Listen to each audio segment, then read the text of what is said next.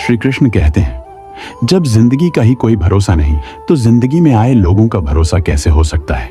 जब जिंदगी साथ छोड़ सकती है तो जिंदगी में आए लोग क्यों नहीं। स्वागत है दोस्त गॉड ऑफ कृष्णा हमारा यूट्यूब चैनल में। आपका दिन शुभदायक रहे, श्री कृष्ण के पास हम प्रार्थना करते हैं। जानते हैं भगवत गीता की 18 ज्ञान की बातें।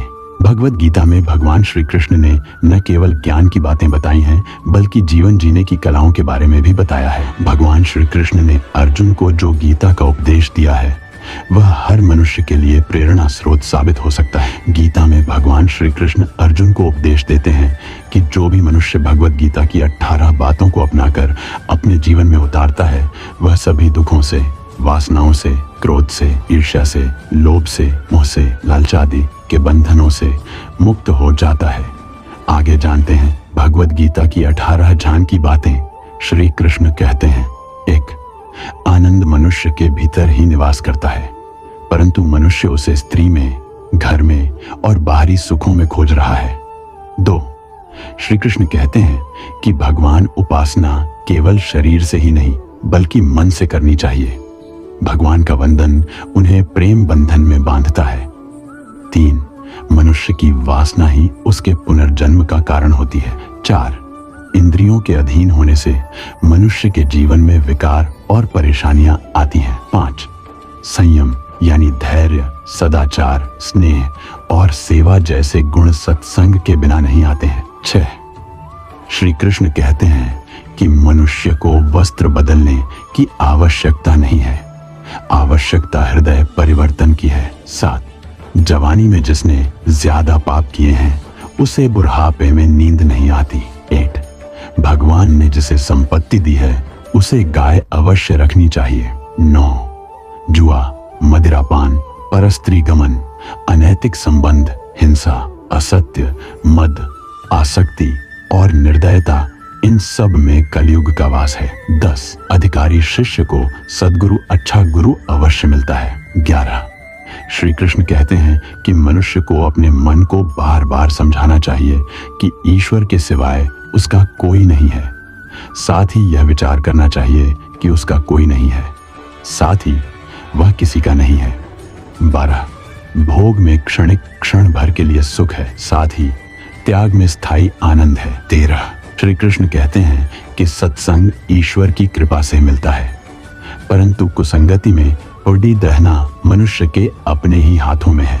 14. लोभ और ममता किसी से अधिक लगाव पाप के माता पिता हैं, साथ ही लोभ पाप का बाप है।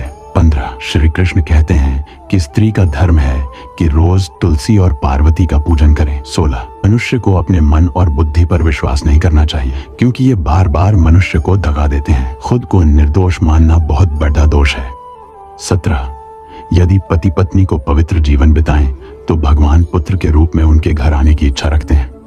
18. भगवान इन सभी कसौटियों पर कसकर जांच परख कर ही मनुष्य को अपनाते हैं। एक कहानी माध्यम से जानते हैं आप कैसे आपको पहचानोगे। एक प्रोफेसर क्लास ले रहे थे। क्लास के सभी छात्र बड़ी ही रुचि से उनके लेक्चर को सुन रहे थे। उनके पूछे गए सवालों के जवाब दे रहे थे, लेकिन उन छात्रों के बीच कक्षा में एक छात्र ऐसा भी था जो चुपचाप और गुमसुम बैठा हुआ था। प्रोफेसर ने पहले ही दिन उस छात्र को नोटिस कर लिया लेकिन कुछ नहीं बोले।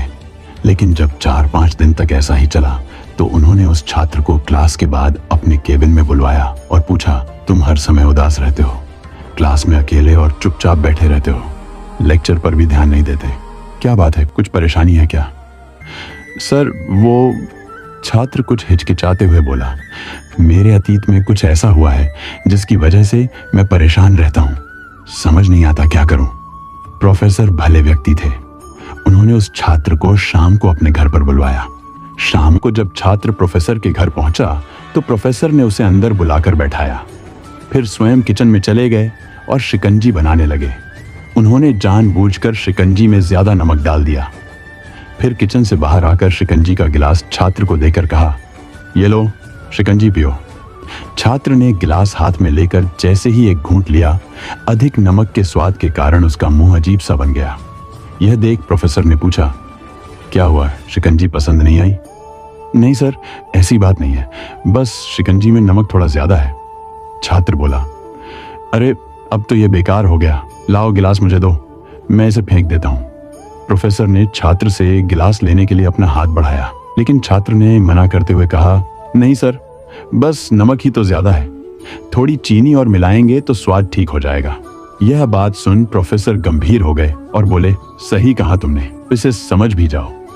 ये शिकंजी तुम्हारी जिंदगी है, इसमें घुला अधिक नमक तुम्हारे अतीत के बुरे अनुभव हैं। जैसे नमक को शिकंजी से बाहर नहीं निकाल सकते, वैसे ही उन बुरे अनुभवों को भी जीवन से अलग नहीं कर सकते। वे बुरे अनुभव भी जीवन का हिस्सा ही हैं। लेकिन जिस तरह हम चीनी घोलकर शिकंजी का स्वाद बदल सकते हैं, वैसे ही बुरे अनुभवों को भूलने के लिए जीवन में मिठास तो घोलनी पड़ेगी ना।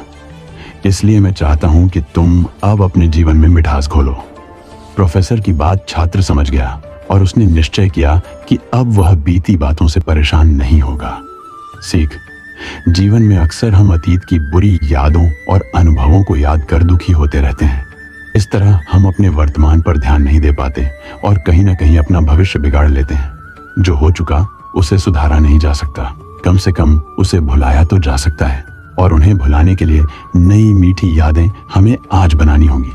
जीवन में मीठे और खुशनुमा लम्हों को लाइए, तभी तो जीवन में मिठास आएगी।